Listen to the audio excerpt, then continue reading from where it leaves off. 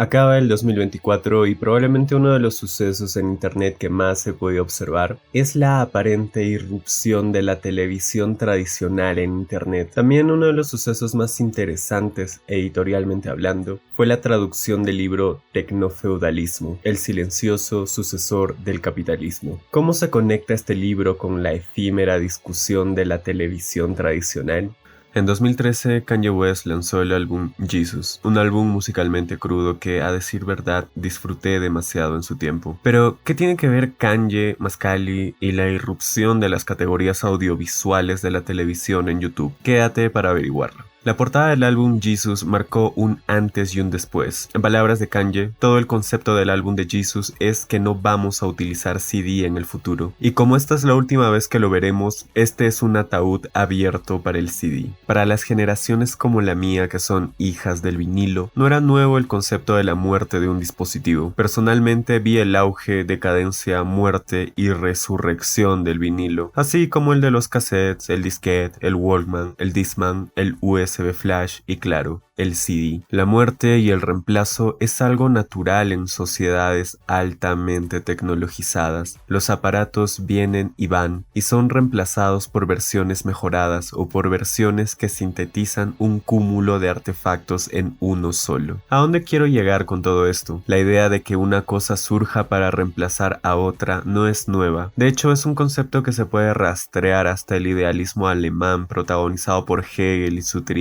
dialéctica. Así como el CD reemplazó al disquete, el CD fue reemplazado por las plataformas de streaming, como Spotify. La última vez que quemé un CD fue en el 2015 y desde entonces no he vuelto a ver uno. Claro que pensamos en CDs o en pequeñas cosas que son reemplazadas constantemente. Es algo usual, pero ¿y si extrapolamos este concepto, no sé, al sistema que impera en la actualidad? Esta misma pregunta se hizo Yanis Varoufakis, un economista griego, que planteó la muerte del capitalismo y su reemplazo por un sistema que posiblemente lo aplastará si no lo está haciendo desde ahora. Este sistema es el tecnofeudalismo. Desde que Fukuyama proclamó el fin de la historia con el sistema capitalista triunfante en todo el globo, pocas han sido las personas que se atrevieron a diferir sistemáticamente de esta profecía hecha poco después de la caída del muro de Berlín. Pero lo cierto es que ya han pasado más de 30 años desde entonces. Sin embargo, vemos capitalismo en todo lugar, a toda hora, en todo momento. Los capitalistas siguen siendo los dueños del mundo, dominan congresos, estados, implantan sentidos comunes en las poblaciones vulnerables o semi-analfabetas, poseen bancos y rigen la vida de miles de millones de personas. El creer que algún día tú, conero pobre que me escuchas, serás igual a ellos, sigue siendo la quimera que impulsa al sistema.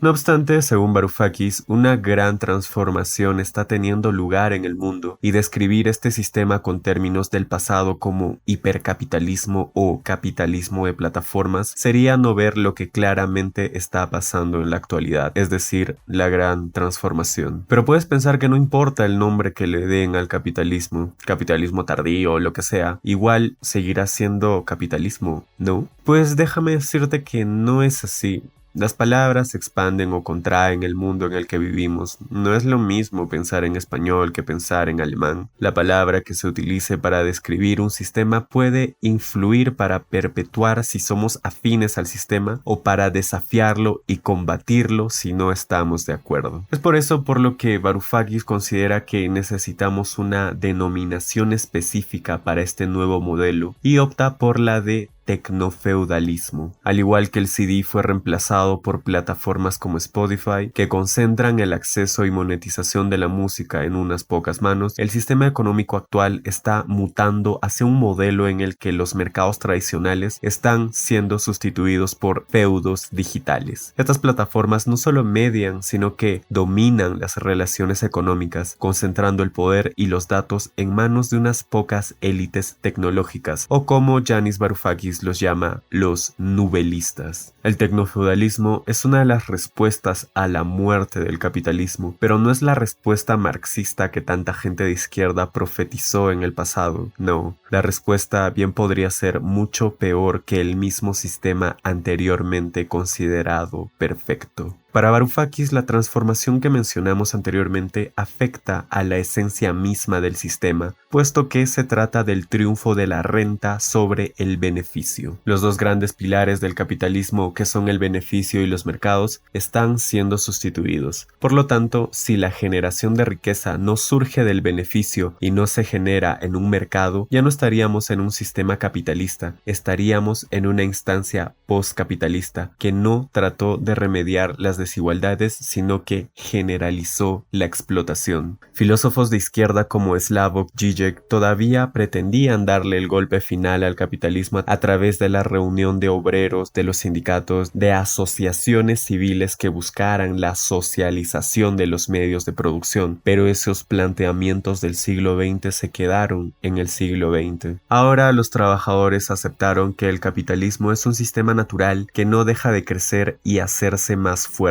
Pero, por paradójico que suene, el capitalismo está muriendo a manos no del proletariado, sino de una casta que surgió de su mismo seno, a quienes Varoufakis llama los nubelistas, que son la nueva élite que desplazó a los capitalistas tradicionales. Los nubelistas, que controlan la nube y son dueños del capital en la nube, no se comportan como capitalistas, sino como señores feudales. Así, el tecnofeudalismo está dominado por plataformas digitales como Amazon, Google y Facebook, que reemplazan a los mercados y funcionan como feudos controlados por empresas tecnológicas. Las plataformas no solo intermedian, sino que crean y controlan los mercados, monopolizando datos, redes y consumidores. Las grandes corporaciones tecnológicas son los nuevos señores feudales, ya que poseen y explotan los datos generados por los usuarios, convirtiendo esta información en el recurso más valioso de la economía actual. Los consumidores y trabajadores ya no tienen poder en las transacciones, pues dependen de las plataformas para acceder a bienes, servicios y mercados laborales. Las plataformas eliminan la libertad del mercado y reconfiguran las relaciones de poder. En el tecnofeudalismo, las ganancias ya no provienen de fabricar bienes, sino de monetizar interacciones, datos y servicios en línea. Un pequeño grupo de empresas domina vastos sectores económicos, desde el comercio y el transporte hasta el entretenimiento y la información. Estas empresas acumulan un poder tan grande que amenazan las instituciones democráticas y limitan la capacidad de los estados para regularlas. ¿Cuánto tiempo pasará para que exista el país Apple, o el estado Amazon, o el planeta McDonald's? Eventos como la crisis financiera de 2008 y la pandemia han profundizado la dependencia de la economía global en las plataformas digitales. La digitalización masiva del trabajo y el consumo fortaleció el control de los gigantes tecnológicos, consolidando el sistema tecnofeudal. El debate de la televisión contra Internet. Aquí entramos de lleno al motivo principal del video. Así como el sistema feudal se servía de mecanismos de control y de sujetos que cumplían un papel en el sistema, de igual forma sucede en el sistema tecnofeudal. Mascali y los demás personajes de la televisión peruana no son los dueños de los canales de televisión. Ese lugar está reservado para los accionistas y o el propietario del canal. De igual forma, digamos, los chocochifles, pitugos marrones o Carlos Orozco, que tanto hablan acerca de la pureza del Internet, no son los dueños ni remotamente son los accionistas de la plataforma roja. A lo mucho, todos son vasallos de un nuevo señorío feudal. Esto es algo que dijo Hildebrand cuando renunció en vivo allá en el año 1998. Está sometida a los humos de su carácter del señor Genaro Delgado Parque. Yo soy su empleado, yo soy su vasallo, yo soy una pieza intercambiable, un comodín de su ajedrez de poder y de dinero. Él hace lo que le da la gana y yo tengo que someterme. Él tiene el dinero, él tiene el poder y yo soy un asalariado que tiene que callar. Y él habla en su canal desde Miami y yo tengo que aceptar esta imposición y aceptar temblorosamente este ukase. El zar de las comunicaciones demuestra su verdadero rostro.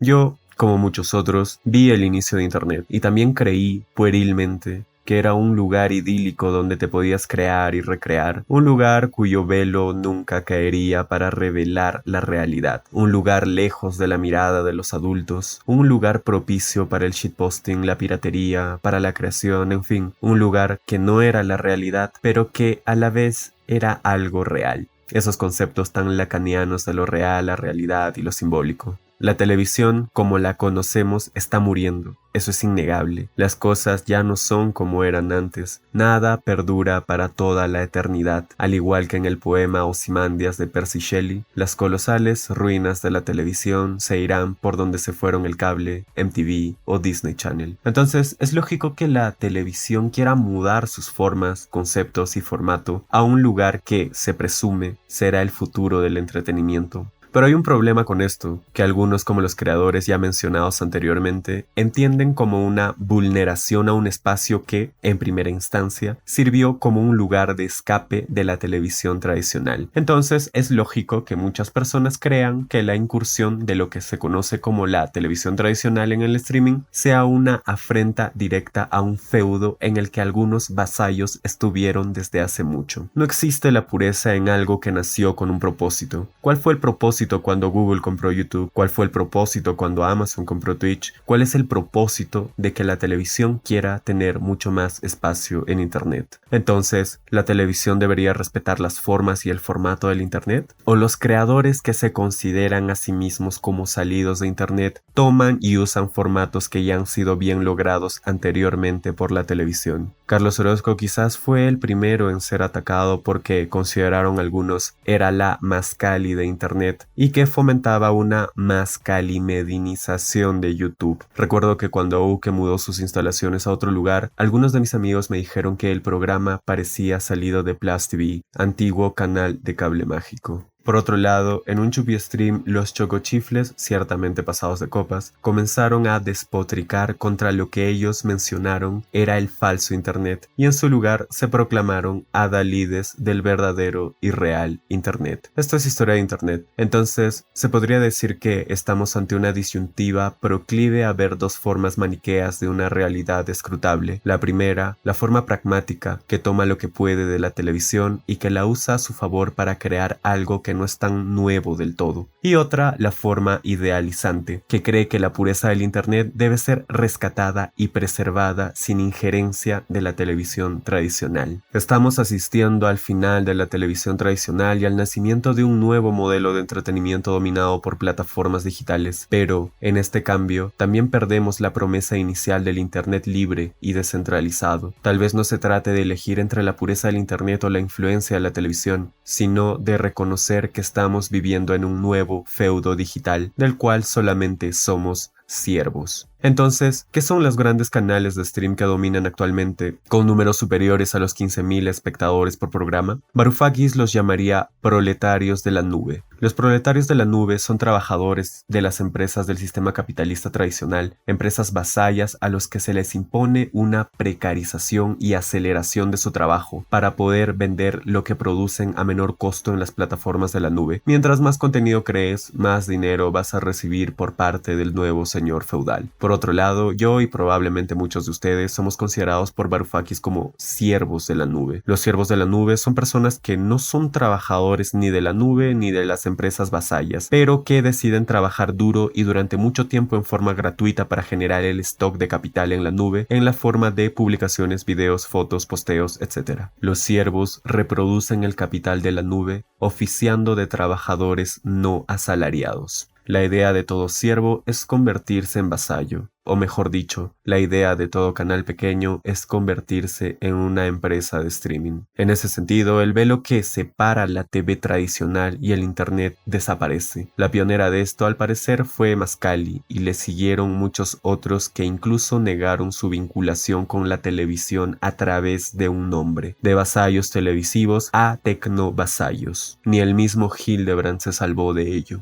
Ahora, claro, se supone que estas relaciones asimétricas son caldo de cultivo para las izquierdas hambrientas de un sujeto revolucionario. Pero lo cierto es que una frase aniquila todo intento de incursión de personas ajenas al seno de lo digital, que al internet no se metan, que al streaming no se metan. El potencial revolucionario de los sujetos digitales entonces se adormece en pro de la ganancia del tecnovasallo y del señor tecnofeudal. Es poco probable que el capitalismo sea reemplazado por el socialismo. Aquella visión utópica se sepultó cuando cayó el muro, pero el capitalismo debería ser reemplazado por el tecnofeudalismo. Quizás como consuelo, Varoufakis advierte que este modelo no es sostenible a largo plazo, ya que exacerba desigualdades, destruye la competencia y socava derechos fundamentales. El tecnofeudalismo no es simplemente una evolución del capitalismo, es un testimonio de cómo las dinámicas de poder y explotación se adaptan y resurgen bajo nuevas máscaras. En este contexto, los novelistas no son solo los herederos de una economía digital, sino los arquitectos de un nuevo paradigma de servidumbre, donde los datos reemplazan al capital tangible y la conexión perpetua se convierte en la nueva cadena. Sin embargo, este modelo, si es que es real,